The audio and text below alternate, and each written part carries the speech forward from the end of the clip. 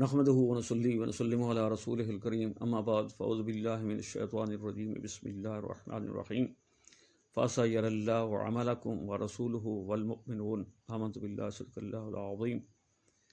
میرے معزز سامعین کرام، السلام علیکم ورحمۃ اللہ وبرکاتہ۔ آج کا موضوع سخن ہے کہ کیا نگاہ نبوت امتی کے عمل کو دیکھتی ہے؟ تو آئیے قرآن و سنت کی روشنی میں اس کا جائزہ لیں۔ حدیث پاک کی روشنی میں بیان کیا جاتا ہے کہ محبوب خدا سید الانبیاء صلی اللہ علیہ وسلم کے ایک صحابی ہیں جن کا ایک چھوٹا بچہ ہے جو اکثر بیمار رہتا ہے۔ وہ صحابی کسی کام کے غرض میں محو سفر ہو جاتے ہیں تو پیچھے بیٹے کا انتقال ہو جاتا ہے۔ وہ صحابی رات کو لوٹتے ہیں گھر کی طرف تو بیگم بڑی شریکہ مند ہے، بچے کو کمرے میں لٹا کر اس پر کپڑا ڈال دیتی ہے اور اپنے خاوند کا والہانہ استقبال کرتی ہے۔ وہ بچے کے بارے میں پوچھتا ہے تو کہتی ہے وہ سکون میں ہے، پھر اسے کھلاتی پلاتی ہے، اس کی خدمت کرتی ہے، یہاں تک کہ اس کی سفر کی تھکان دور ہو جاتی ہیں۔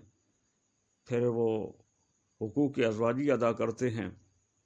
صبح کو جب میاں نماز فجر کے لیے جانے لگتا ہے تو بیگم اس کا راستہ روک لیتی ہے اور کہتی ہے مجھے ایک مسئلے کا حل بتاتے جائیں کہ اگر ہمیں کوئی امانت دے اور وہ امانت کا مالک امانت لوٹانے کا مطالبہ کر دے تو کیا کرنا چاہیے؟ تو میاں کہتا ہے امانت لوٹا دینی چاہیے۔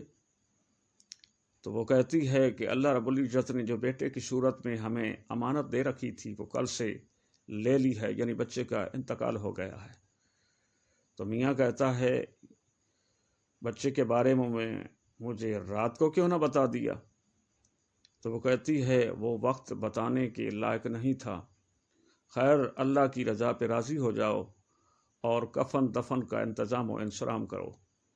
وہ صحابی بارگاہ نبوی میں جاتا ہے، فجر کی نماز آقا کی امامت میں ادا کرتا ہے، پھر آقا سے درخواست کرتے ہوئے کہتا ہے آقا میرا وہ بچہ جو اکثر بیمار رہا کرتا تھا اس کا انتقال ہو گیا ہے، مہربانی فرما کر اس کا نماز جنازہ پڑھا دیجیے۔ آقا امتی کے غمگین لہجہ اور پریشانی کے تاثرات دے کر اسے دلاسا دیتے ہوئے فرماتے ہیں اللہ کے بندے، اللہ رب العزت جو لیتا ہے اس کا بہترین بدل دیتا بھی ہے۔ اگر تیرا بچہ اس نے لے لیا ہے تو رات کو ایک تمہیں دے بھی دیا ہے، میں تجھے مبارک دیتا ہوں کہ تیرا ایک بیٹا باپ کے صلب سے ماں کے شکم میں منتقل ہو چکا ہے۔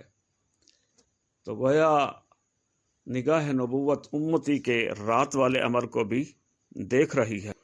پتہ چلا کہ امتی کے ہر عمل کو نگاہ نبوت دیکھتی ہے، خواہ وہ رات کا ہو یا دن کا، خفیہ ہو یا اعلانیہ ہو، پوشیدہ ہو یا ظاہری ہو، اور ایسا کیوں نہ ہو جس کی تصدیق قرآن کرتا ہے بلکہ قرآن میں خود رحمان کرتا ہے۔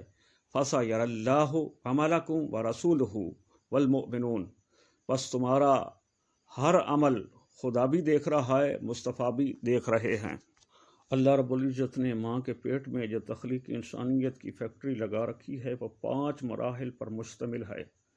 ارشاد باری تعالیٰ ہے ثم خلقنا النطفة علقة فخلقنا العلقة مضغة فخلقنا المضغة عظاما فكسونا العظام لحما۔